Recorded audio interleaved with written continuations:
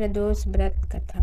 रविवार के दिन यह व्रत आने के कारण इसे रवि प्रदोष व्रत कहा जाता है। प्रदोष व्रत हर महीने के दोनों पक्षों की त्रयोदशी तिथि को रखा जाता है। एक समय सर्व प्राणियों के हितार्थ परम पावन भागीरथी के तट पर ऋषि समाज द्वारा विशाल गोष्ठी का आयोजन किया गया। इस सभा में व्यास जी के परम शिष्य पुराणवेत्ता सूत जी महाराज हरि कीर्तन करते हुए पधारे। सूत जी को आते हुए देखकर शौनकादि 88,000 ऋषि मुनियों ने खड़े होकर दंडवत प्रणाम किया। महाज्ञानी सूत जी ने भक्ति भाव से ऋषियों को हृदय से लगाया तथा आशीर्वाद दिया। विद्वान ऋषिगण और सब शिष्य आसनों पर विराजमान हो गए। शौनकादिक ऋषि ने पूछा, हे पूज्यवर महात्मे, कृपया यह बताने का कष्ट करे कि मंगलप्रद कष्ट निवारक यह व्रत सबसे पहले किसने किया और उसे क्या फल प्राप्त हुआ। श्री सूत जी बोले, आप सभी शिव के परम भक्त हैं। आपकी भक्ति को देखकर मैं व्रती मनुष्य की कथा कहता हूँ, ध्यान से सुनो। रवि प्रदोष व्रत की कथा के अनुसार एक गांव में अतिदीन ब्राह्मण निवास करता था। उसकी साध्वी स्त्री प्रदोष व्रत किया करती थी। उसे एक ही पुत्र रत्न था। एक समय की बात है, वह पुत्र गंगा स्नान करने के लिए गया। दुर्भाग्यवश मार्ग में चोरों ने उसे घेर लिया और वे कहने लगे कि हम तुम्हें मारेंगे, नहीं तो तुम अपने पिता के गुप्त धन के बारे में हमें बतला दो। बालक दीन भाव से कहने लगा कि बंधुओं, हम अत्यंत दुखी दीन हूँ, हमारे पास धन कहाँ है। तब चोरों ने कहा कि तेरे इस पोटली में क्या बंधा है। बालक ने निसंकोच कहा कि मेरी माँ ने मेरे लिए रोटियाँ दी है। यह सुनकर चोरों ने अपने साथियों से कहा कि साथियों, यह बहुत ही दीन दुखी मनुष्य है, अतः हम किसी और को लूटेंगे। इतना कहकर चोरों ने उस बालक को जाने दिया। बालक वहाँ से चलते हुए एक नगर में पहुँचा। नगर के पास एक बरगद का पेड़ था। वह बालक उसी बरगद के वृक्ष की छाया में सो गया।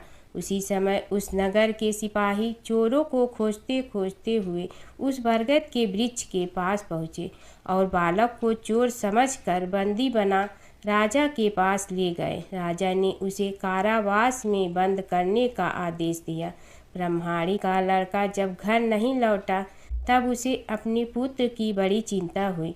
अगले दिन प्रदोष व्रत था। ब्रह्माणी ने प्रदोष व्रत किया और भगवान शंकर से मन ही मन अपने पुत्र की कुशलता की प्रार्थना करने लगी। भगवान शंकर ने उस ब्राह्मणी की प्रार्थना स्वीकार कर ली। उसी रात भगवान शंकर ने उस राजा को स्वप्न में आदेश दिया कि वह बालक चोर नहीं है, उसे प्रातःकाल छोड़ दे, अन्यथा उसका सारा राजपाट नष्ट हो जाएगा। प्रातःकाल राजा ने शिव जी की आज्ञा अनुसार उस बालक को कारावास से मुक्त कर दिया। बालक ने अपनी सारी कहानी राजा को सुनाई।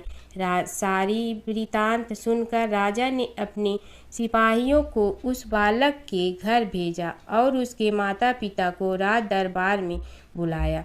उसके माता पिता बहुत ही भयभीत थे। राजा ने उन्हें भयभीत देखकर कहा कि आप भयभीत न हो, आपका बालक निर्दोष है। राजा ने ब्राह्मण को 5 गांव दान में दिए, जिससे कि वे सुखपूर्वक अपना जीवन व्यतीत कर सके। भगवान शिव की कृपा से ब्राह्मण परिवार आनंद से रहने लगा। अतः जो मनुष्य रवि प्रदोष व्रत को करता है वह सुखपूर्वक और निरोगी होकर अपना पूर्ण जीवन व्यतीत करता है तथा उसके जीवन में खुशहाली आती है। प्रदोष को प्रदोष कहने के पीछे एक कथा जुड़ी है। संक्षेप में यह कि चंद्र को क्षय रोग था, जिसके चलते उन्हें मृत्यु तुल्य कष्टों को झेलना पड़ा। भगवान शिव ने उस दोष का निवारण कर उन्हें त्रयोदशी के दिन पुनः जीवन प्रदान किया था। अतः इसीलिए इस दिन को प्रदोष कहा जाने लगा। हालांकि प्रत्येक प्रदोष की व्रत कथा अलग अलग है। स्कंद पुराण में प्रदोष व्रत के महात्म्य का वर्णन मिलता है। इस व्रत को करने से सभी तरह की मनोकामना पूर्ण होती है। इसमें एक विधवा ब्राह्मणी और सांडिल्य ऋषि की कथा के माध्यम से इस व्रत की महिमा का वर्णन मिलेगा। पद्म पुराण की एक कथा के अनुसार चंद्रदेव जब अपनी 27 पत्नियों में से सिर्फ एक रोहिणी से ही सबसे ज़्यादा प्यार करते थे और बाकी 26 को उपेक्षित रखते थे, जिसके चलते उन्हें श्राप दे दिया था, जिसके चलते उन्हें कुष्ठ रोग हो गया था। ऐसे में अन्य देवताओं की सलाह पर उन्होंने शिव जी की आराधना की और जहाँ आराधना की वहीं एक शिवलिंग स्थापित किया। शिव जी ने प्रसन्न होकर उन्हें न केवल दर्शन दिए बल्कि उनका कुष्ठ रोग भी ठीक कर दिया। चंद्रदेव का एक नाम सोम भी है। उन्होंने भगवान शिव को ही अपना नाथ स्वामी मानकर वहाँ तपस्या करने लगा। इस स्थान का नाम सोमनाथ हो गया। प्राचीन काल में एक नगर में एक विधवा ब्राह्मणी रहा करती थी। पति की मृत्यु के बाद उसके पास लालन पालन करने का कोई साधन नहीं था, इसलिए वह भिक्षा मांगकर अपना जीवन व्यतीत कर रही थी। रोजाना की तरह एक दिन जब वह भिक्षा मांगकर वापस अपने घर की ओर लौट रही थी तो उसे रास्ते में दो बालक दिखे जो कि अकेले थे और अपना रास्ता भटक गए थे। ब्रह्माणी दोनों बालकों को अपने साथ घर ले आई और पालन पोषण करने लगी। जब वे दोनों बालक बड़े हो गए तो ब्रह्माणी उन्हें लेकर ऋषि सांडिल्य के आश्रम गई। वहां जाकर ब्रह्माणी ने ऋषि सांडिल्य से अनुरोध किया कि वह अपने तपोबल से बालकों के बारे में पता लगाए और ऋषि ने ब्रह्माणी का स्वच्छ मन देखकर उसकी बात मान ली। ऋषि ने अपने तपोबल से पता लगाया और बताया कि यह कोई साधारण बालक नहीं है बल्कि ये दोनों बालक विदर्भ राज के राजकुमार हैं। गंधर्व नरेश के आक्रमण से इनके पिता का राजपाट छीन गया है। यह सुनकर ब्रह्माणी ने ऋषि से कहा कि कोई ऐसा उपाय बताएं जिससे बालकों को अपना राजपाट व घर परिवार वापस मिल जाए। ऋषि सांडिल्य ने ब्रह्माणी और राजकुमारों को प्रदोष व्रत की महिमा बताई और यह व्रत रखने की सलाह दी। ब्रह्माणी और दोनों राजकुमारों ने विधि विधान से प्रदोष व्रत करने लगे। एक दिन बड़े राजकुमार की मुलाकात अंशुमति से हुई और दोनों एक दूसरे से प्रेम करने लगे।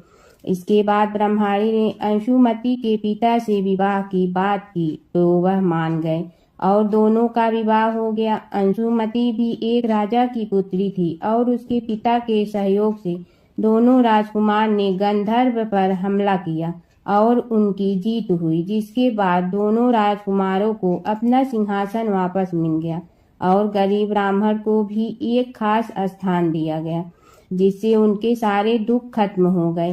राजपाट वापस मिलने का कारण प्रदोष व्रत था, जिससे उन्हें संपत्ति मिली और जीवन में खुशहाली आई। भगवान शिव और माता सती की कथा। दक्ष प्रजापति की सभी पुत्रियां गुणवती थीं, फिर भी दक्ष के मन में संतोष नहीं था। वे चाहते थे उनके घर में एक ऐसी पुत्री का जन्म हो जो सर्व शक्ति संपन्न हो एवं सर्व विजयिनी हो। अतः दक्ष एक ऐसी ही पुत्री के लिए तप करने लगे। तप करते करते अधिक दिन बीत गए तो भगवती आद्या ने प्रकट होकर कहा, मैं तुम्हारे तप से प्रसन्न हूँ। तुम किस कारण तप कर रहे हो?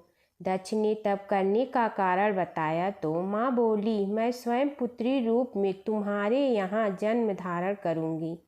मेरा नाम होगा सती। मैं सती के रूप में जन्म लेकर अपनी लीलाओं का विस्तार करूँगी। फलतः भगवती आद्या ने सती रूप में दक्ष के यहाँ जन्म लिया। सती दक्ष की सभी पुत्रियों में सबसे अलौकिक थी। सती ने बाल्यावस्था में ही कई ऐसे अलौकिक आश्चर्यचकित करने वाले कार्य कर दिखाई थी। इन्हें देखकर स्वयं दक्ष को भी विस्मयता होती रहती थी। जब सती विवाह योग्य हो गई तो दक्ष को उनके लिए वर की चिंता होने लगी। उन्होंने ब्रह्मा जी से इस विषय में परामर्श किया। ब्रह्मा जी ने कहा, सती आद्या की अवतार है। मैं आद्या आदि शक्ति और शिव आदि पुरुष है। अतः सती के विवाह के लिए शिव ही योग्य और उचित वर है। दक्ष ने ब्रह्मा जी की बात मानकर सती का विवाह भगवान शिव के साथ कर दिया। सती कैलाश में जाकर भगवान शिव के साथ रहने लगी। भगवान शिव के दक्ष के दामाद थे, किंतु किसी वजह से दक्ष के हृदय में भगवान शिव के प्रति बैर और विरोध भाव पैदा हो गया। एक बार देवलोक में ब्रह्मा ने धर्म के निरूपण के लिए एक सभा का आयोजन किया था। सभी बड़े बड़े देवता सभा में एकत्र हुए। भगवान शिव भी इस सभा में बैठे थे। सभा मंडल में दक्ष का आगमन हुआ। दक्ष के आगमन पर सभी देवता उठकर खड़े हो गए, पर भगवान शिव खड़े नहीं हुए।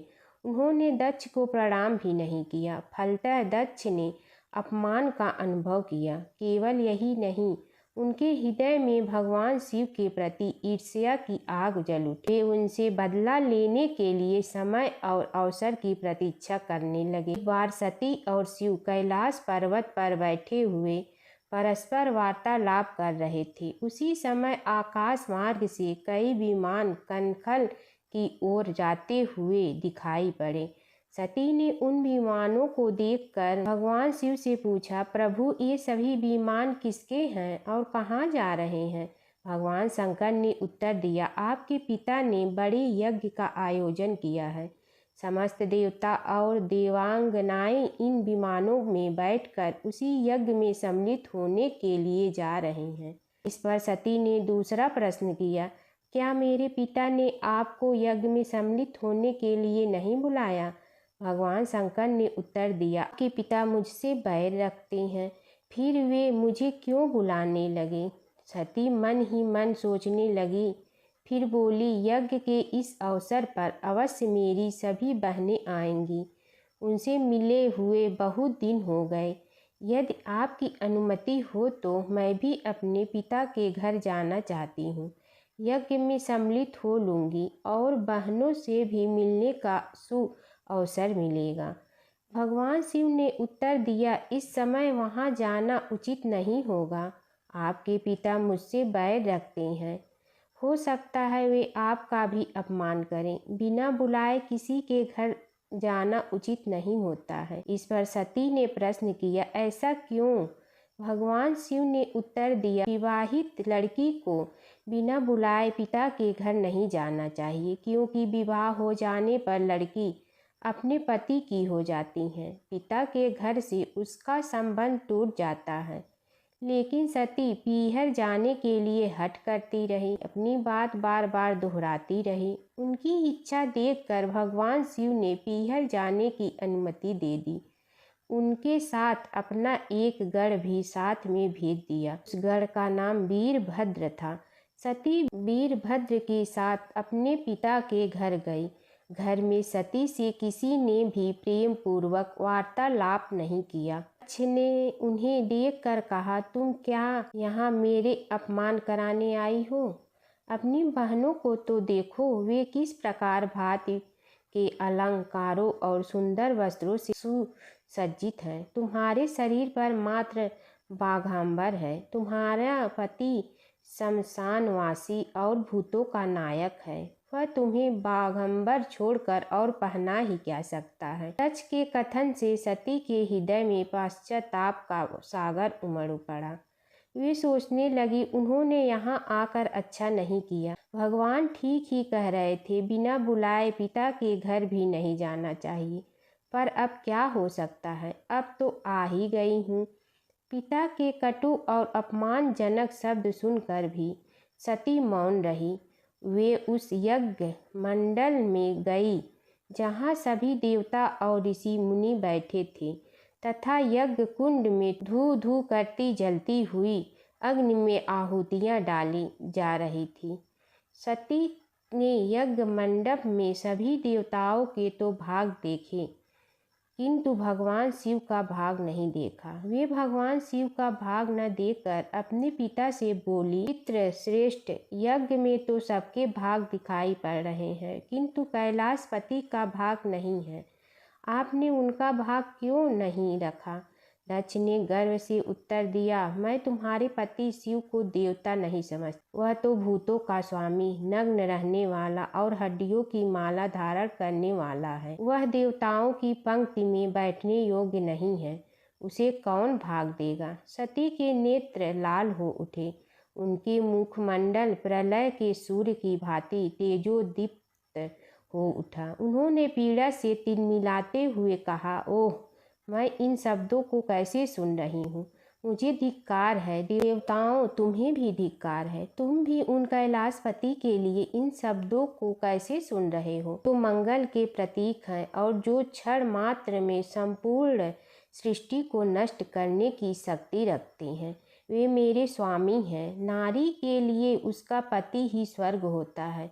जो नारी अपने पति के लिए अपमानजनक शब्दों को सुनती है, नरक में जाना पड़ता है। पृथ्वी सुनो, आकाश सुनो और देवताओं तुम भी सुनो। मेरे पिता ने मेरे स्वामी का अपमान किया है।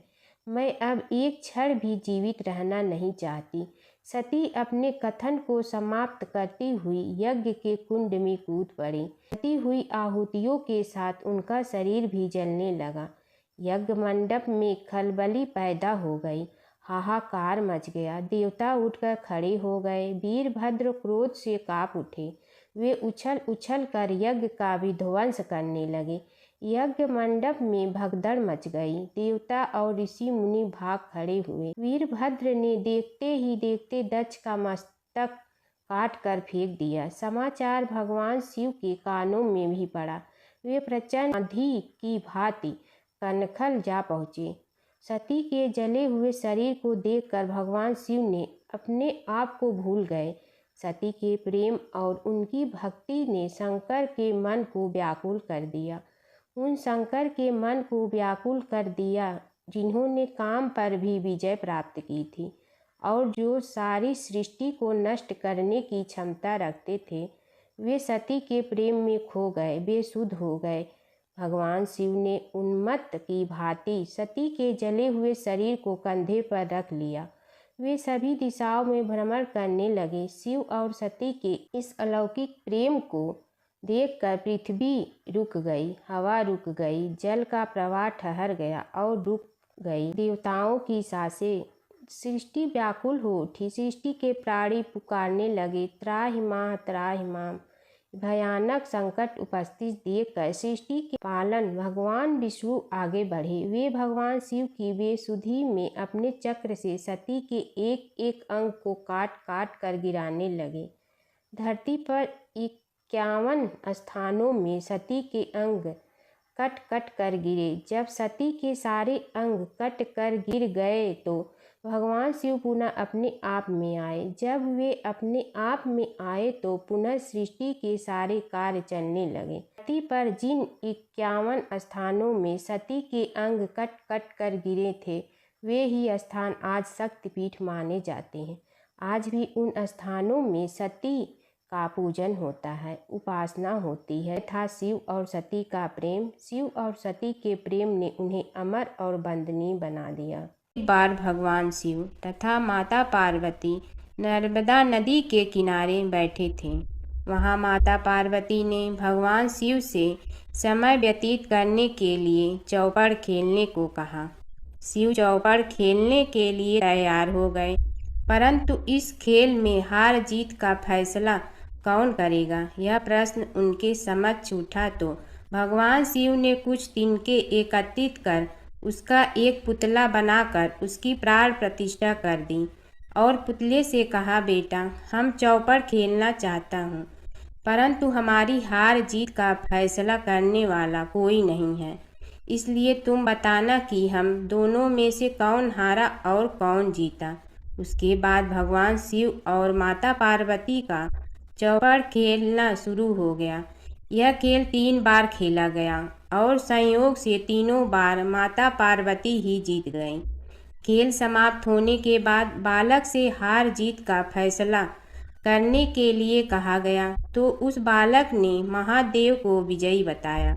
यह सुनकर माता पार्वती क्रोधित हो गई और क्रोध में उन्होंने बालक को लंगड़ा होने कीचड़ में पड़े रहने का श्राप दे दिया। बालक ने माता पार्वती से माफ़ी मांगी और कहा कि यह मुझसे अज्ञानतावश ऐसा हुआ है, मैंने किसी द्वेष भाव में ऐसा नहीं किया है। बालक द्वारा क्षमा मांगने पर माता ने कहा, यहाँ गणेश पूजन के लिए नाग कन्याएं आएंगी, उनके कहे अनुसार तुम गणेश व्रत करो, ऐसा करने से तुम मुझे प्राप्त करोगे। यह कहकर माता पार्वती शिव के साथ कैलाश पर्वत पर चली गईं। 1 वर्ष के बाद उस स्थान पर नाग कन्याएं आईं। तब नाग कन्याओं से श्री गणेश के व्रत की विधि मालूम करने पर उस बालक ने 21 दिन लगातार गणेश जी का व्रत किया। उसकी श्रद्धा से गणेश जी प्रसन्न हुए। उन्होंने बालक को मनोवांछित फल मांगने के लिए कहा। उस पर उस बालक ने कहा, हे विनायक, मुझ में इतनी शक्ति दीजिए कि मैं अपने पैरों से चलकर अपने माता पिता के साथ कैलाश पर्वत पर पहुंच सकूं और वे यह देख प्रसन्न हों। तब बालक को वरदान देकर श्री गणेश अंतर ध्यान हो गए। इसके बाद वह बालक कैलाश पर्वत पर पहुंच गया और कैलाश पर्वत पर पहुंचने की अपनी कथा उसने भगवान शिव को सुनाई। चौपड़ वाले दिन से माता पार्वती शिव जी से विमुख हो गई थी, अतः देवी के रुष्ट होने पर भगवान शिव ने भी बालक के बताए अनुसार 21 दिनों तक श्री गणेश का व्रत किया। इस व्रत के प्रभाव से माता पार्वती के मन से भगवान शिव के लिए जो नाराजगी थी वह समाप्त हो गई। तब यह व्रत विधि भगवान शंकर ने माता पार्वती को बताई। यह सुनकर माता पार्वती के मन में भी अपने पुत्र कार्तिकेय से मिलने की इच्छा जागृत हुई। तब माता पार्वती ने भी 21 दिन तक श्री गणेश का व्रत किया तथा दूर्वा फूल और लड्डुओं से गणेश जी का पूजन अर्चन किया। व्रत के 21वें दिन कार्तिकेय स्वयं माता पार्वती जी से आ मिले। उस दिन से श्री गणेश चतुर्थी का यह व्रत समस्त मनोकामनाओं की पूर्ति करने वाला व्रत माना जाता है। इस व्रत को करने से मनुष्य के सारे कष्ट दूर होकर मनुष्य को समस्त दुख सुख सुविधाएं प्राप्त होती हैं। पौराणिक कथा के अनुसार एक बार माता पार्वती ने अपने शरीर पर लगी हल्दी उतार कर एक बालक का पुतला बनाया और दिव्य शक्तियों से उसमें प्राण डाल दिए। माता पार्वती ने उस बालक का नाम विनायक रखा। इसके बाद माता पार्वती जब स्नान के लिए जाने लगी तो उन्होंने विनायक से कहा कि तुम द्वार पर बैठो और किसी को अंदर मत आने देना। भगवान गणेश ने माता की आज्ञा का पालन करते हुए किसी को अंदर नहीं जाने दिया। भगवान शिव को भी गणेश जी ने माँ पार्वती के कहने पर बाहर ही रोक दिया, जिससे भगवान शिव क्रोधित हो गए। भोलेनाथ को यह नहीं पता था कि गणेश जी कौन हैं और उन्होंने अपने त्रिशूल से उनका सिर धड़ से अलग कर दिया। यह देखकर माँ पार्वती रोने लगती हैं और बहुत क्रोधित हो जाती हैं। माँ पार्वती भगवान शिव को गणेश जी को फिर से जीवित करने को कहती हैं। भगवान शिव अपने गणों से कहते हैं कि जाओ और उत्तर दिशा में जो सबसे पहले सिर दिखे उसे लेकर आओ। जब शिव गण सिर लेने जाते हैं तो उन्हें उत्तर दिशा में सबसे पहले इंद्र का हाथी ऐरावत मिलता है और वो उसका सिर ले जाते हैं।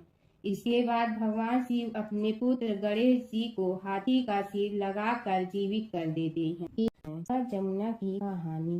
प्राचीन समय में एक गांव था जिसमें 2 बहनें रहा करती थी। एक बहन का नाम गंगा था तो दूसरी बहन का नाम जमुना था। एक बार दोनों बहनें एक साहूकार के खेत से गुजर रही थी तो जमुना ने 13 दाने जौ के तोड़ लिए, जिसे देख गंगा बोली कि तुझे तो ग्रहण लग गया, तूने चोरी की है। इस पर जमुना बोली कि अब मेरा ग्रहण कैसे धुलेगा। गंगा ने कहा कि तुझे 12 साल तक साहूकार के यहाँ नौकरी करनी पड़ेगी, तभी तेरा पाप धुलेगा और ग्रहण से मुक्ति मिलेगी। जमुना साहूकार के यहाँ नौकरी के लिए जाती है और अपने लिए काम मांगती है। साहूकार उसे काम पर रख लेता है। लेकिन काम करने से पहले जमुना उसे कहती है कि मैं सारे काम करूंगी लेकिन 4 काम नहीं करूंगी।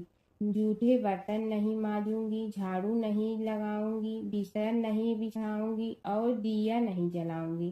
12 साल के बाद कुंभ का मेला लगा तो साहूकारनी भी कुंभ नहाने जाने लगी। यमुना ने उसे जाते देख कहा कि कुंभ के मेले में मेरी बहन गंगा मिलेगी तो उसे यह सोने का टक्का दे देना, इससे वह अपने हाथों में सुंदर चूड़ियां पहन लेगी। साहूकारनी ने कुंभ के मेले में गंगा को वह सोने का टका दे दिया। गंगा ने उनसे वह टका लेते हुए कहा कि मेरी बहन को कहना कि उसके 12 वर्ष पूरे हो गए हैं, अब वह वहां वापिस आ जा। साहूकार व साहूकारनी वापिस घर आए तब जमुना मटके में पानी भर रही थी। दोनों जमुना से बोले कि हमने सोने का वह टका तेरी बहन गंगा को दे दिया था और उसने कहा है कि तेरे 12 वर्ष पूरे हो गए हैं, इसलिए अब तुम वापिस जाओ। यह समाचार सुनते ही जमुना सहस्त्र धारा में बदल गई और बहने लगी। यमुना जी का यह रूप देखकर साहूकार और साहूकारनी परेशान हो गई थी। हमारे घर में जमुना माता ने काम किया, हमें तो अब ग्रहण लग गया है, हम यह ग्रहण कैसे उतारेंगे। जमुना भागकर गंगा माता के पास चली गई। गंगा ने जमुना से पूछा कि तुम साहूकारनी से कुछ कहकर आई हो या ऐसे ही बिना बताए आ गई। तब जमुना बोली कि मैं तो कुछ भी बताकर नहीं आई हूँ।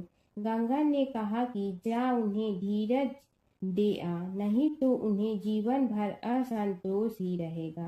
गंगा के कहने पर जमुना माता ने साहूकारनी को सपने में दर्शन दिए और कहा कि तुम दोनों उल्टे माथे क्यों पड़े हो, जाओ उठकर खाओ पियो। तब दोनों बोले कि हम कैसे उठें, हमें तो ग्रहण लगा है, क्योंकि हमने उल्टे सीधे और पता नहीं कितने नीच कार्य आपसे कराए हैं। तब जमुना जी बोली कि तुम्हें ग्रहण नहीं लगा है, ग्रहण तो मुझे लगा था कि मैंने तुम्हारे खेत से 13 दाने जौ के चुराए थे। मैं तो अपना ग्रहण उतारने तुम्हारे घर आई थी। मेरा ग्रहण तुम्हारे घर में 12 वर्ष तक रहने से उतर गया है और मेरी मुक्ति हो गई है। जमुना जी ने कहा कि तुम्हें कोई ग्रहण नहीं लगा है, उल्टे मेरे 12 वर्ष तक यहाँ रहने से तुम्हारी भी मुक्ति हो गई है। यह कहकर जमुना जी स्वप्न से चली गई। दोनों उठकर देखते हैं कि उनके घर में पहले से भी अधिक धन हो गया है। हे जमुना माता, जैसे आपने साहूकार व साहूकारनी की मुक्ति कराई, वैसे ही आप अपने सभी भक्तों की करना। नगर बसेरे की कहानी। किसी गांव में एक भाट व एक जाट रहता था। दोनों में घनिष्ठ मित्रता थी। एक बार जाट अपनी बहन के घर जाने को तैयार हुआ तो भाट अपनी ससुराल जाने को तैयार हुआ। दोनों साथ चल पड़े तो रास्ते में रुककर एक कुएं की मुंडेर पर बैठ गए। जाट ने भाट से कहा कि नगर बसेरा कर लेते हैं। इस पर भाट बोला कि तू ही नगर बसेरा कर ले, मैं तो अपनी ससुराल जा रहा हूँ, वहाँ खूब खातिर होगी मेरी, तू कर ले नगर बसेरा। जाट वहीं कुएं के पास बैठ पानी की घंटी और चावल का दाना लेकर नगर बसेरा करने लगा।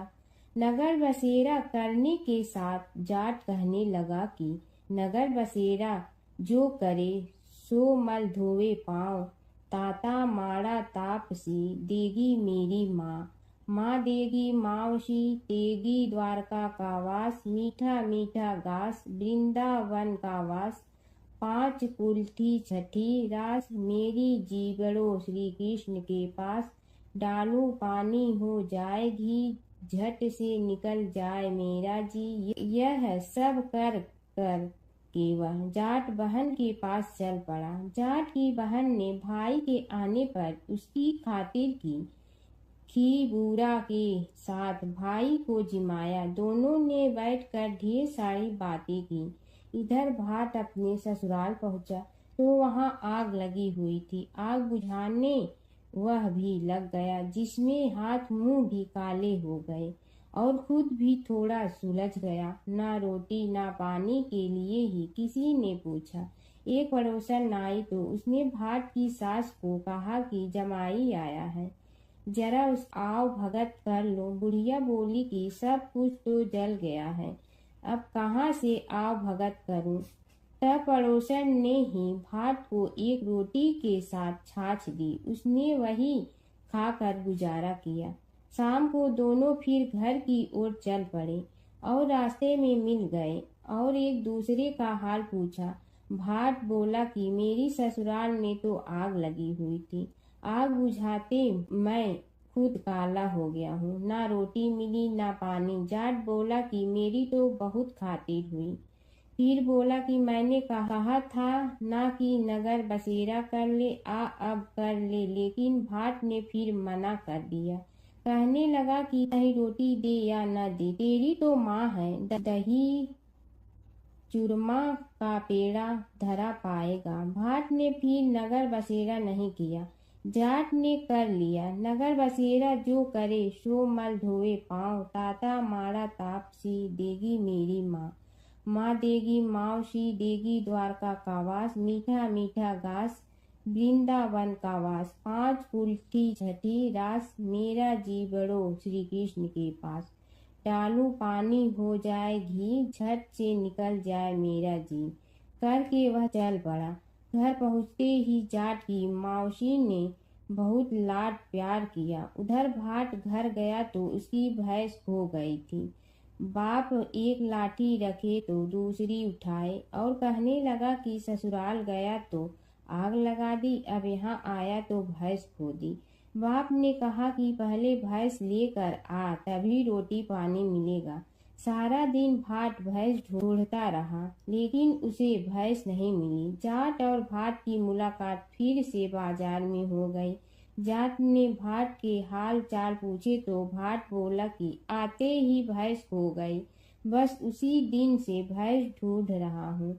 रोटियां का तो पूछो ही मत। जाट ने कहा कि मैंने तो पहले ही कहा था कि नगर बसेरा कर ले। जाट की बात सुनकर भाट बोला कि तेरे नगर बसेरे में इतनी ताकत है तो चल अब कर लेते हैं। दोनों ने बैठकर नगर बसेरा किया। नगर बसेरा जो करे सो मल धोवे पाँव, ताता मारा तापसी देगी मेरी माँ। माँ देगी मौसी देगी द्वारका का वास, मीठा मीठा घास वृंदावन का वास। 5 कुल्ठी छठी रास, मेरा जीवड़ो श्री कृष्ण के पास। डालू पानी हो जाए घी, झट से निकल जाए मेरा जी। दोनों के नगर बसेरा करने पर भाट जैसे ही आगे बढ़ा तो उसकी खोई भैंस मिल गई, जिसे लेकर घर पहुंचा। घर पहुंचते ही माँ ने कहा कि लड़के को आते ही घर से निकाल दिया, सारे दिन से ये भूखा प्यासा भटक रहा है। यह कहकर उसकी माँ ने उसको खूब खिलाया पिलाया।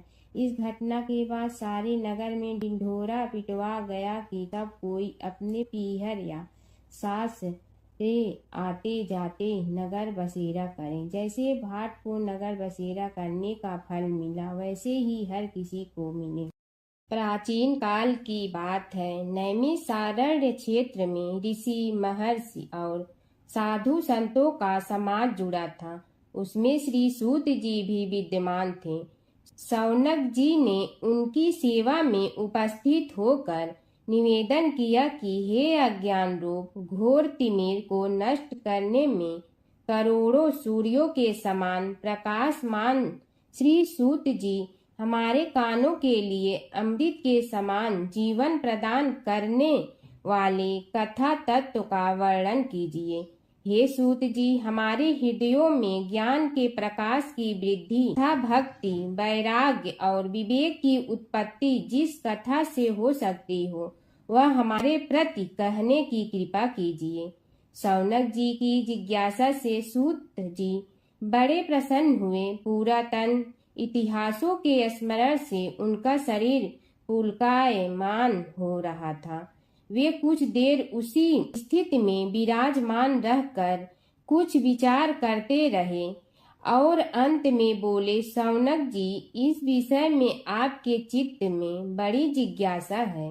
आप धन्य हैं जो सदैव ज्ञान की प्राप्ति में तत्पर रहते हुए विभिन्न पुराण कथाओं की जिज्ञासा रखते हैं।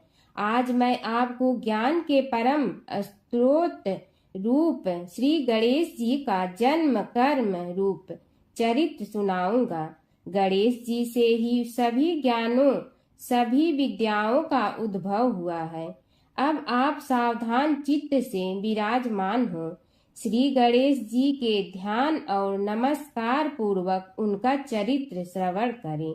नमस्तस्मै गणेशाय ब्रह्मा विद्या प्रदायिनी यनागस्त्यसमः साक्षात विघ्न सागर सोषणे।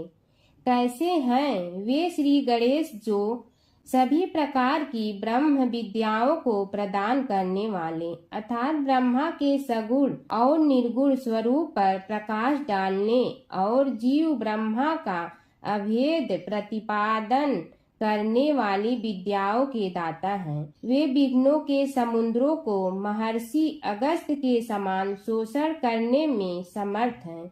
इसलिए उनका नाम विघ्न सागर शोषक के नाम से प्रसिद्ध है। मैं उन भगवान श्री गणेश जी को नमस्कार करता हूँ। प्रथम पूजा के अधिकारी श्री गणेश जी यह कहकर सूत जी कुछ समय के लिए मौन हो गए और फिर बोले, शौनक जी, भगवान गणेश जी ही सर्वप्रथम पूजा प्राप्ति के अधिकारी हैं। किसी भी देवता की पूजा करो, पहले उनकी पूजा करो। शौनक जी ने निवेदन किया, हे भगवान, हे सूत, सर्वप्रथम यह बताने की कृपा कीजिए कि गणेश जी को प्रथम पूजा का अधिकार किस प्रकार प्राप्त हुआ। इस विषय में मेरी बुद्धि मोह को प्राप्त हो रही है कि सृष्टि रचयिता ब्रह्मा जी, पालन करता भगवान नारायण और संहार करता शिव जी में से किसी को प्रथम पूजा का अधिकारी क्यों नहीं माना गया। यह त्रिदेव ही तो सबसे बड़ा देवता माने जाते हैं। सूत जी ने कहा, शौनक जी, यह भी एक रहस्य ही है। देखो, अधिकार मांगने से नहीं मिलता, इसके लिए योग्यता होनी चाहिए। संसार में अनेकों देवी देवताएं पूजे जाते हैं। पहले जो जिसका इष्ट देव होता है वह उसी की पूजा किया करता है। इससे बड़े देवताओं के महत्व में कमी आने की आशंका उत्पन्न हो गई। इस कारण देवताओं में परस्पर विवाद होने लगा। वे उसका निर्णय प्राप्त करने के लिए शिव जी के पास पहुँचे और प्रणाम करके पूछने लगे, प्रभु, हम सब में प्रथम पूजा का अधिकारी कौन है। शिव जी सोचने लगे कि किसे प्रथम पूजा का अधिकारी माने। तभी उन्हें एक युक्ति सूझी। बोले, देवगण, इसका निपटारा बातों से नहीं तथ्यों से होगा। इसके लिए एक प्रतियोगिता रखनी होगी, शिव की परिक्रमा करने की प्रतियोगिता।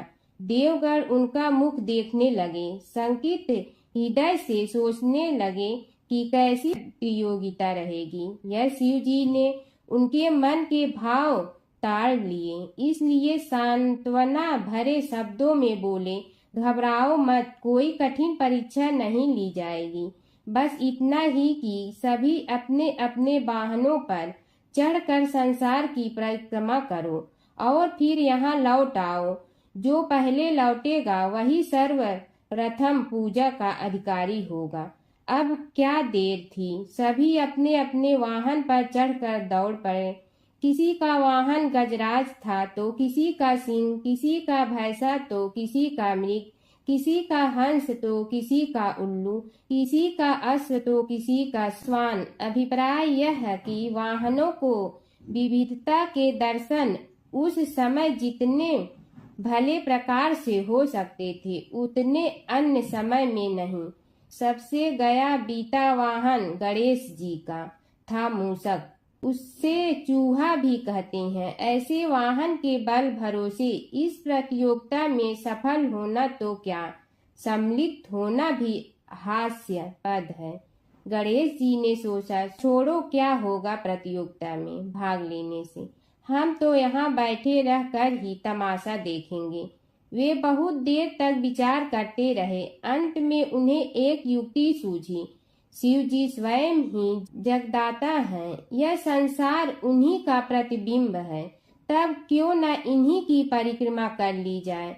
इनकी परिक्रमा करने से ही संसार की परिक्रमा हो जाएगी। ऐसा निश्चय कर उन्होंने मूषक पर चढ़कर शिव जी की परिक्रमा की और उनके समक्ष जा पहुँचे। शिव जी ने कहा, तुमने परिक्रमा पूर्ण कर ली? उन्होंने उत्तर दिया, जी हाँ। शिव जी सोचने लगे कि इसे तो यहीं घूमते हुए देखा, फिर परिक्रमा कैसे कर आया। देवताओं का परिक्रमा करके लौटना आरंभ हुआ और उन्होंने गणेश जी को वहां बैठे देखा तो माथा ठनक गया। फिर भी साहस करके बोले, अरे तुम विश्व की परिक्रमा के लिए नहीं गए? गणेश जी ने कहा, अरे मैं कब का यहाँ आ गया। देवता बोले, तुम्हें तो कहीं भी नहीं देखा। गणेश जी ने उत्तर दिया, देखते कहाँ से, समस्त संसार शिव जी में विद्यमान है। इनकी परिक्रमा करने से ही संसार की परिक्रमा पूर्ण हो गई। सूत जी बोले, शौनक, इस प्रकार गणेश जी ने अपनी बुद्धि के बल पर ही विजय प्राप्त कर ली। उनका कथन सत्य था, इसलिए कोई विरोध करता भी तो कैसे। बस उसी दिन से गणेश जी की प्रथम पूजा होने लगी। एक बार अपने पुत्र के खातिर भगवान शिव और श्री कृष्ण के बीच छिड़ गया था प्रलयंकारी युद्ध। भगवान शिव जहाँ प्रलय के देवता हैं, वहीं श्री कृष्ण पालन करता। दोनों के कारण ही यह जगत सुचारू रूप से चल रहा है और दोनों महाशक्तिशाली हैं। लेकिन कभी आपने सोचा है कि अगर कभी दोनों में युद्ध हुआ तो उसका इस संसार पर क्या असर पड़ेगा और दोनों में से विजयी कौन होगा? चलिए जानते हैं एक पौराणिक कथा जहां इन दोनों के भयंकर युद्ध का वर्णन मिलता है। पौराणिक कथा के अनुसार एक बार राजा बलि के सबसे बड़े पुत्र बाणासुर ने शिवपुत्र कार्तिकेय की सुंदरता से मोहित होकर भगवान शिव का पुत्र बनने की इच्छा जताई। उसने भगवान शिव की कठोर तपस्या की, जिसके बाद शिव जी ने उसे अपने पुत्र के रूप में स्वीकार कर लिया। एक समय ऐसा आया जब बाणासुर की पुत्री उषा को श्री कृष्ण के पुत्र अनिरुद्ध से प्रेम हो गया। उषा की मायावी मित्र अप्सरा चित्रलेखा ने अनिरुद्ध और उषा का गंधर्व विवाह करा दिया। जब बाणासुर को यह बात पता चली तो उसने अनिरुद्ध का अपहरण कर उसे अपना बंदी बना लिया। फिर क्या था, श्री कृष्ण ने अपनी पूरी सेना के साथ बाणासुर की नगरी पर धावा बोल दिया। श्री कृष्ण और बाणासुर का युद्ध। बाणासुर श्री कृष्ण की नारायणी सेना से अकेले नहीं लड़ सकता था, इसलिए उसने भगवान शिव से मदद मांगी। अब युद्ध में श्री कृष्ण की नारायणी सेना के विरुद्ध बाणासुर की सेना के साथ भगवान शिव और कुमार कार्तिकेय भी लड़ रहे थे। युद्ध इतना भयानक था कि एक पल को लगा कि भगवान शंकर ने अग्निशस्त्र से गरुड़ पर सवार श्री कृष्ण, बलराम और प्रद्युम्न मारे गए। लेकिन उसी समय श्री कृष्ण ने वरुणास्त्र का प्रयोग कर महादेव के अग्नेस्त्र को शांत कर दिया। फिर शिव जी के अस्त्रों के जवाब में श्री कृष्ण ने वैष्णवास्त्र का प्रयोग किया, जिससे संपूर्ण जगत अंधकार में डूब गया। गुस्से में भगवान शंकर ने 4 पंखा वाला बाण अपने हाथ में ले लिया तो श्री कृष्ण ने जीभरास्त्र उठाया। इस तरह यह युद्ध समय के साथ विकराल हो गया और इस युद्ध से समस्त सृष्टि में हाहाकार मच गया। तब ब्रह्मा जी को युद्ध रोकने आना पड़ा। उन्होंने दोनों को सारी स्थिति स्पष्ट की कि किस प्रकार उनके युद्ध से संसार का विनाश हो रहा है। उनके समझाने के बाद महादेव युद्ध में पीछे हट गए, लेकिन कार्तिकेय और बाणासुर भगवान श्री कृष्ण से युद्ध करते रहे। जब श्री कृष्ण ने बाणासुर को परास्त किया, अंत में भगवान श्री कृष्ण ने युद्ध में बाणासुर को पराजित करने के लिए अपना सुदर्शन चक्र प्रयोग किया और उसकी मदद से बाणासुर के सहस्त्र भुजाओं को काट डाला। जैसे ही श्री कृष्ण अपने चक्र से उसका वध करने लगे, कार्तिकेय के साथ महादेव वहां फिर से पहुंच गए, लेकिन इस बार उन्होंने युद्ध करने के बजाय श्री कृष्ण से बाणासुर को माफ करने का अनुरोध किया। भगवान शिव ने श्री कृष्ण से कहा कि मैंने इसे अभय दान दिया है, इसलिए अगर आप इसका वध कर देंगे तो मेरा वचन झूठा पड़ जाएगा। शिव जी के ऐसा कहने पर श्री कृष्ण ने बाणासुर को क्षमा कर दिया और अनिरुद्ध उषा सहित अपनी पूरी सेना लेकर वहां से चल दिए। बाणासुर को आज भी अजर अमर माना जाता है और बाद में भगवान शिव के उसे अपने गढ़ों में शामिल कर लिया। सूत जी बोले, हे शौनक जी, यह एक तथ्य है कि गणेश जी ही उसके पात्र हैं।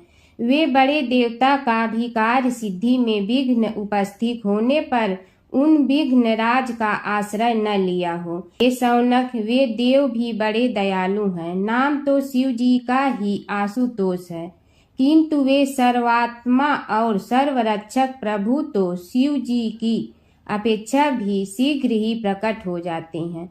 उनका भक्त कभी किसी संकट में नहीं पड़ता।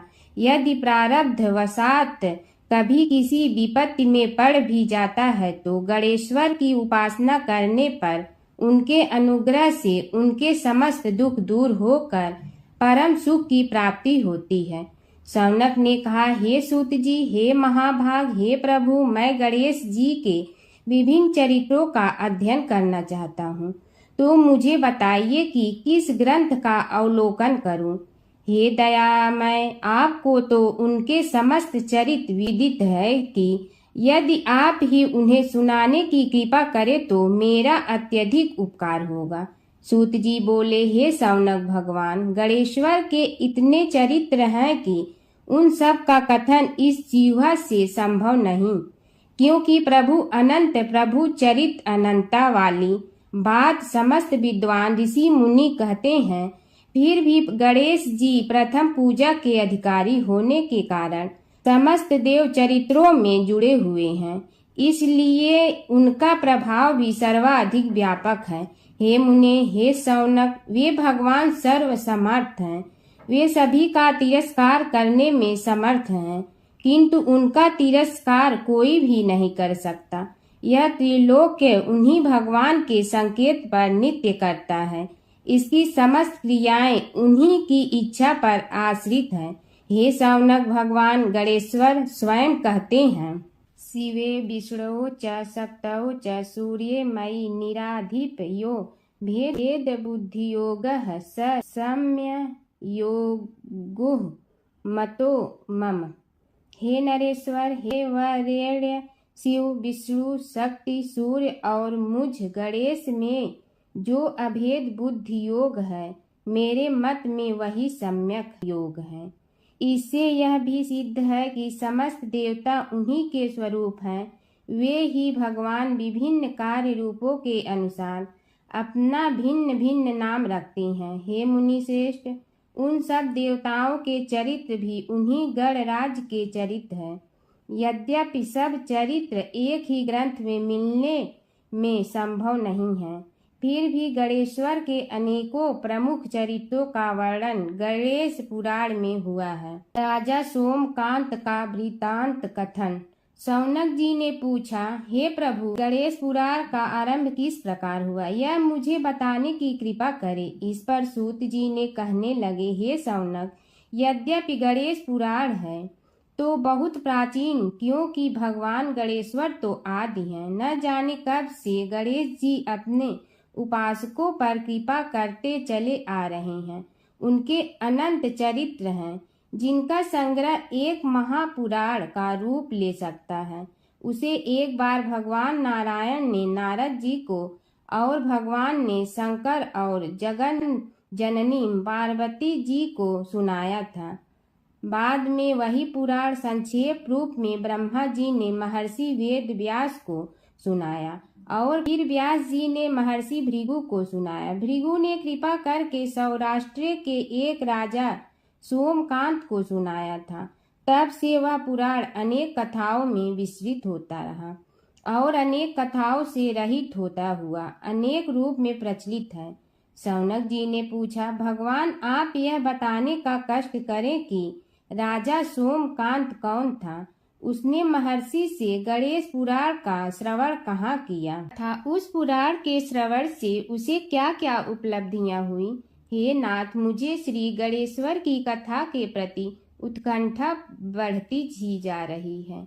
सूत जी बोले, हे शौनक, सौराष्ट्र के देवनगर नाम की एक प्रसिद्ध राजधानी थी। वहाँ का राजा सोमकांत था।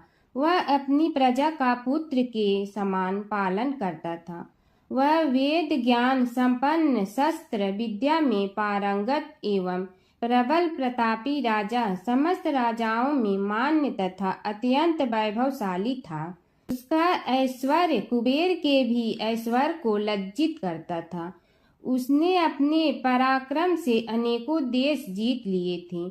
उसकी पत्नी अत्यंत रूपवती, गुणवती, धर्माज्ञा एवं पतिव्रत धर्म का पालन करने वाली थी। वह सदैव अपने प्राणनाथ की सेवा में लगी रहती थी।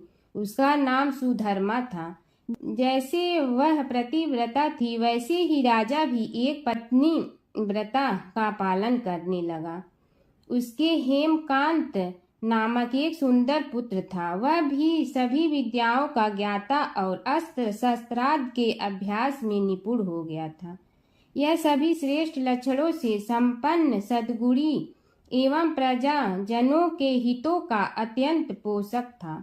इस प्रकार राजा सोमकांत स्त्री पुत्र, पशु वाहन, राज्य एवं प्रतिष्ठा आदि से सब प्रकार सुखी था। उसे दुख तो था ही नहीं।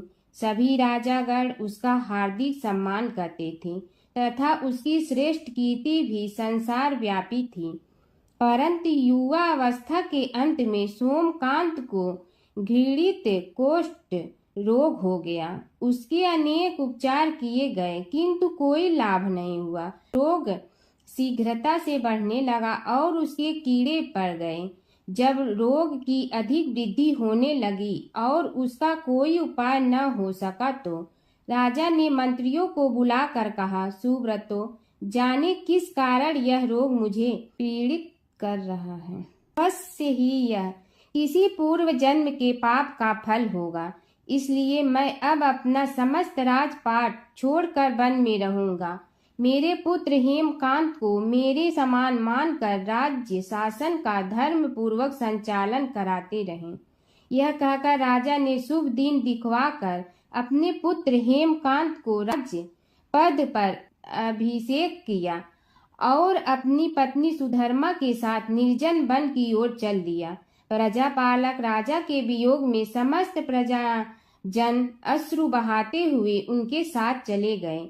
राज्य की सीमा पर पहुंचकर राजा ने अपने पुत्र अमात्यगण और प्रजा जनों को समझाया, आप सब लोग धर्म के जानने वाले, श्रेष्ठ आचरण में तत्पर एवं सहृदय हैं। यह संसार तो वैसे भी परिवर्तनशील है। जो आज है वह कल नहीं था और आने वाले कल में भी नहीं रहेगा। इसलिए मेरे जाने से दुख का कोई कारण नहीं है। मेरे स्थान पर मेरा पुत्र सभी कार्यों को करेगा। इसलिए आप सब उसके अनुशासन में रहते हुए उसे सदैव सम्मान करते रहें। फिर पुत्र से कहा, बेटा, यह स्थिति सभी के समझ आती रही है। हमारे पूर्व पुरुष भी परंपरागत रूप से वृद्धावस्था आने पर वन में जाते रहे हैं। मैं कुछ समय पहले ही वन में जा रहा हूँ, तो कुछ पहले या पीछे जाने में कोई अंतर नहीं पड़ता। यदि कुछ वर्ष बाद जाऊं तब भी मोह का त्याग करना ही होगा। इसलिए हे वत्स, तुम दुखित मत हो और मेरी आज्ञा मानकर राज्य शासन को ठीक प्रकार चलाओ। ध्यान रखना, क्षत्रिय धर्म का कभी त्याग न करना और प्रजा को सदा सुखी रखना।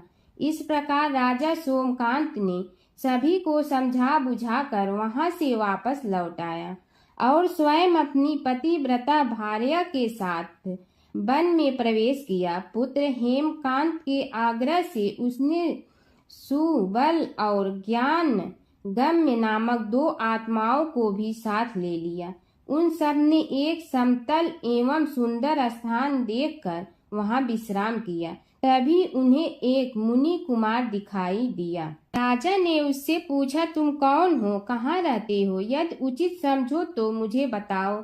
मुनि बालक ने कोमल बाणी में कहा, मैं महर्षि भृगु का पुत्र हूँ। मेरा नाम च्यवन है। हमारा आश्रम निकट में ही है। अब आप भी अपना परिचय दीजिए। राजा ने कहा, मुनि कुमार, आपका परिचय पाकर मुझे बड़ी प्रसन्नता हुई। मैं सौराष्ट्र के देवनगर नामक राज्य का अधिपति रहा हूँ। अब अपने पुत्र को राज्य देकर मैंने अरण्य की शरण ली है। मुझे कुष्ठ रोग अत्यंत पीड़ित किए हुए हैं। उसकी निवृत्ति का कोई उपाय करने वाला हो तो कृपा कर मुझे बताइए। मुनि कुमार ने कहा, मैं अपने पिताजी से अपना वृतांत कहता हूँ, फिर वे जैसा कहेंगे आपको बताऊंगा। यह कहकर मुनि बालक चला गया और कुछ देर में ही आकर बोला, राजन, मैंने आपका वृतांत अपने पिताजी को बताया। उनकी आज्ञा हुई है कि आप सब मेरे साथ आश्रम में चलकर उनसे भेंट करें, तभी आपके रोग के विषय में भी विचार किया जाएगा। राजा सोमकांत के पूर्व जन्म का वृत्तांत भृगु द्वारा वर्णन। राजा अपनी पत्नी और अमात्यों के सहित च्यवन के साथ साथ भृगु आश्रम में जा पहुंचा और उन्हें प्रणाम कर बोला, हे भगवान, हे महर्षि, मैं आपकी शरण हूँ। आप मुझ कुष्ठी पर कृपा कीजिए। महर्षि बोले, राजन, यह तुम्हारे किसी पूर्व जन्म कृत पाप का ही उदय हो गया है। इसका उपाय मैं विचार करके बताऊंगा। आज तो तुम सब स्नान आज से निवृत्त होकर रात्रि विश्राम करो। महर्षि की आज्ञा अनुसार सबने स्नान भोजन आदि के उपरांत रात्रि व्यतीत की और प्रातः काल स्नान आदि नित्य कर्मों से निवृत्त होकर महर्षि की सेवा में उपस्थित हुए। महर्षि ने कहा, राजन, मैंने तुम्हारे पूर्व जन्म का वृतांत जान लिया हूँ और यह भी विदित कर लिया है कि किस पाप के फल से तुम्हें इस रोग की प्राप्ति हुई है। यदि तुम चाहो तो उसे सुना दूं। राजा ने हाथ जोड़कर निवेदन किया, बड़ी कृपा होगी मुनिनाथ, मैं उसे सुनने के लिए उत्कंठित हूँ। महर्षि ने कहा, तुम पूर्व जन्म में एक धनवान वैश्य के लाडले पुत्र थे। वह वैश्य विंध्याचल के निकट कौलहार नामक ग्राम में निवास करता था। उसकी पत्नी का नाम सुलोचना था। तुम उसी वैश्य दंपत के पुत्र हुए। तुम्हारा नाम कामद था। तुम्हारा लालन पालन बड़े लाड चाव से हुआ। उन्होंने तुम्हारा विवाह एक अत्यंत सुंदरी वैश्य कन्या से कर दिया था, जिसका नाम कुटुम्बिनी था। यद्यप तुम्हारी भार्या सुशीला थी और तुम्हें सदैव धर्म में निरत देखना चाहती थी, किंतु तुम्हारा स्वभाव वासनांध होने के कारण दिन प्रतिदिन उज्जवल होता जा रहा था। किंतु माता पिता भी धार्मिक थे, इसलिए उनके सामने तुम्हारी उज्ज्वलता दबी रही। परंतु माता पिता की मृत्यु के बाद तुम निरंकुश हो गए और अपनी पत्नी की बात भी नहीं मानते थे। तुम्हें अनाचार में प्रवृत्त देखकर उसे दुख होता था, तो भी उसका कुछ बस न चलता था। तुम्हारी उन्मत्तता चरम सीमा पर थी। अपनों से भी द्वेष और क्रूरता का व्यवहार किया करते थे। हत्या आदि कराते थे। तुम्हारे लिए सामान्य बात हो गई। पीड़ित व्यक्तियों ने तुम्हारे विरुद्ध राजा से पुकार की। अभियोग चला और तुम्हें राज्य की सीमा से भी बाहर चले जाने का आदेश हुआ। तब तुम घर छोड़कर किसी निर्जन वन में रहने लगे। उस समय तुम्हारा कार्य लोगों को लूटना और हत्या करना ही रह गया। एक दिन मध्याह्न काल था। गुणवर्धक नामक एक विद्वान ब्राह्मण उधर से निकला। बेचारा अपनी पत्नी को लिवाने के लिए ससुराल जा रहा था। तुमने उस ब्राह्मण युवक को पकड़कर लूट लिया। प्रतिरोध करने पर उसे मारने लगे तो वह चित्कार करने लगा, मुझे मत मार, मत मार, देख मेरा दूसरा विवाह हुआ है, मैं पत्नी को लेने के लिए जा रहा हूँ। किंतु तुम तो क्रोध बस में ऐसे लीन हो रहे थे कि तुमने उसकी बात सुनकर भी नहीं सुनी। जब उसे मारने लगे तो उसने श्राप दे दिया, अरे हत्यारे, मेरी हत्या के पाप से तो सहस्त्र कल्प तक घोर नरक भोगोगे। तुमने उसकी कोई चिंता न की और सिर काट लिया। राजन, तुमने ऐसी ऐसी एक नहीं बल्कि अनेक निरीह हत्याएं की थी, जिनकी गणना करना भी पाप है। इस प्रकार इस जन्म में तुमने घोर पाप कर्म किए थे, किंतु बुढ़ापा आने पर जब अशक्त हो गए तब तुम्हारे साथ जो क्रूर कर्मा थे वे भी किनारा कर गए। उन्होंने सोच लिया कि अब तो इसे खिलाना भी पड़ेगा, इसलिए मरने दो यहीं।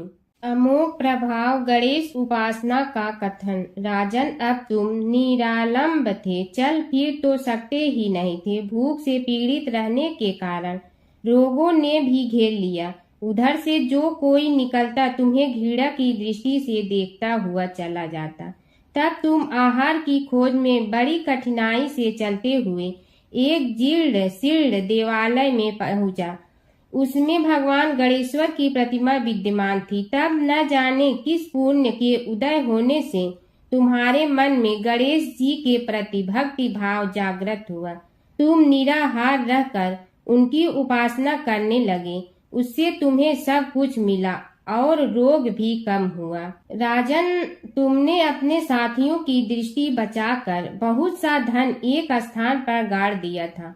अब तुमने उस धन को उसे देवालय के जीर्णोद्धार में लगाने का निश्चय किया। शिल्पी बुलाकर उस मंदिर को सुंदर और भव्य बनवा दिया। इस कारण कुख्याति सुख्याति में बदलने लगी। फिर यथा समय तुम्हारी मृत्यु हुई। यमदूतों ने पकड़कर तुम्हें यमराज के समक्ष उपस्थित किया।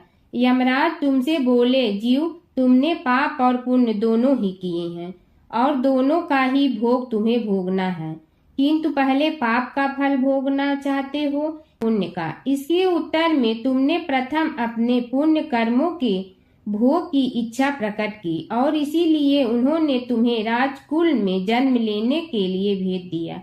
पूर्व जन्म में तुमने भगवान गणाध्यक्ष का सुंदर एवं भव्य मंदिर बनवाया था, इसलिए तुम्हें सुंदर देह की प्राप्ति हुई। यह कहकर महर्षि भृगु कुछ रुके। उन्होंने देखा कि राजा को इस वृतांत पर शंका हो रही है। तभी महर्षि के शरीर में असंख्य विकराल पक्षी उत्पन्न होकर राजा की ओर झपटे। उनकी चोंच बड़ी तीक्ष्ण थी, जिनसे वे राजा के शरीर को नोच नोच कर खाने लगे। उसके कारण उत्पन्न असहनीय पीड़ा से व्याकुल हुए राजा ने महर्षि के समक्ष हाथ जोड़कर निवेदन किया, प्रभु, आपका आश्रम तो समस्त द्वेष आदि से परे है और यहाँ मैं आपकी शरण में बैठा हूँ। तब यह पक्षी मुझे आकर ही क्यों पीड़ित कर रहे हैं? हे मुनिनाथ, इनसे मेरी रक्षा कीजिए। महर्षि ने राजा के अंतर्वचन सुनकर सांत्वना देते हुए कहा, राजन, तुमने मेरे वचनों में शंका की थी और जो मुझ सत्यवादी के कथन में शंका करते हैं उसे खाने के लिए मेरे शरीर से इसी प्रकार पक्षी प्रकट हो जाते हैं, जो कि मेरे हुंकार करने पर भस्म हो जाया करते हैं। यह कर महर्षि ने हुंकार की और तभी वे समस्त पक्षी भस्म हो गए। राजा श्रद्धावनत होकर उनके समक्ष अश्रुपात करता हुआ बोला, प्रभु, अब आप पाप से मुक्त होने का उपाय कीजिए। महर्षि ने कुछ विचार कर कहा, राजन, तुम पर भगवान गणेश्वर की कृपा सहज रूप से है और वे ही प्रभु तुम्हारे पापों को भी दूर करने में समर्थ हैं। इसलिए तुम उनके पाप नाशक चरित्रों का श्रवण करो। गणेश पुराण में उनके चरित्रों का भले प्रकार वर्णन हुआ है, अतएव तुम श्रद्धा भक्ति पूर्वक उसी को सुनने में चित्त लगाओ। राजा ने प्रार्थना की, महामुनि, मैंने गणेश पुराण का नाम भी आज तक नहीं सुना, तो उनके सुनने का सौभाग्य कैसे प्राप्त कर सकूंगा। हे नाथ, आपसे अधिक ज्ञानी और प्रकांड विद्वान और कौन हो सकता है। आप ही मुझ पर कृपा कीजिए। महर्षि ने राजा की दीनता देखकर उसके शरीर पर अपने कमंडल का मंत्रपूत जल छिड़का। तभी राजा को एक छींक आई और नासिका से एक अत्यंत छोटा काले वर्ण का पुरुष बाहर निकल आया। देखते देखते वह बढ़ गया। उसके भयंकर रूप को देखकर राजा कुछ भयभीत हुआ, किंतु समस्त आश्रमवासी वहां से भाग गए। वह पुरुष महर्षि के समक्ष हाथ जोड़कर खड़ा हो गया।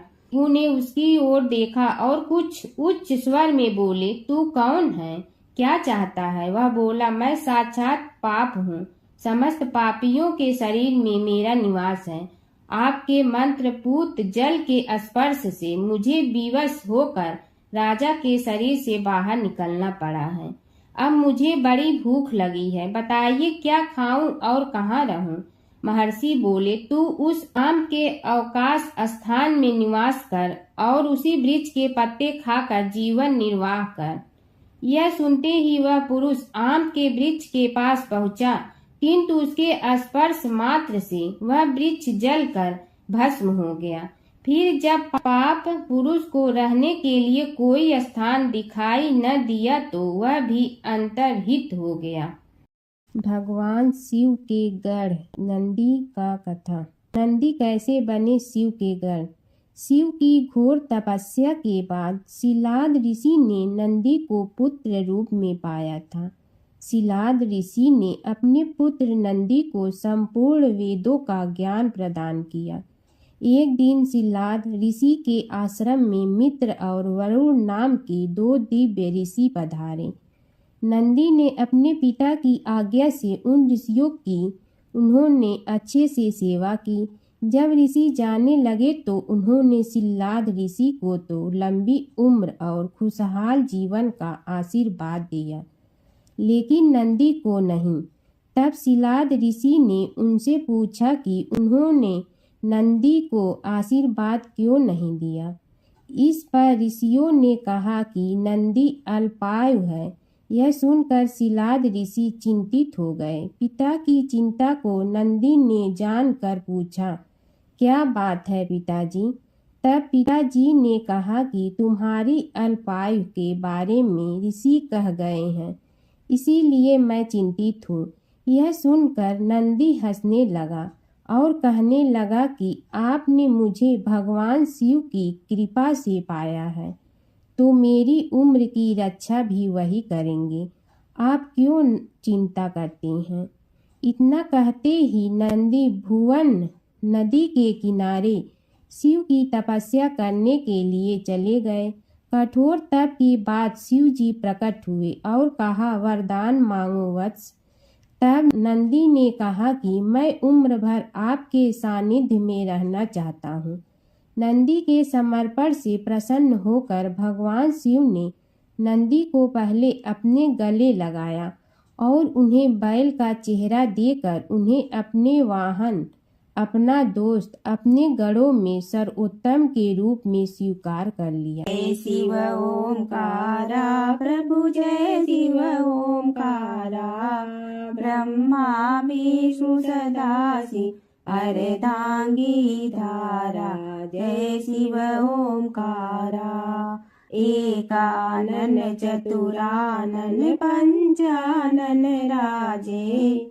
हंसासन गरुड़ासन वृषवाहन साजे। जय शिव ओंकारा। दो भुज चार चतुर भुज दस भुज अति सोहे। तीनों रूप निरखते त्रिभुवन जन मोहे। जय शिव ओंकारा। अक्षमाला बनमाला मुंडमलाधारी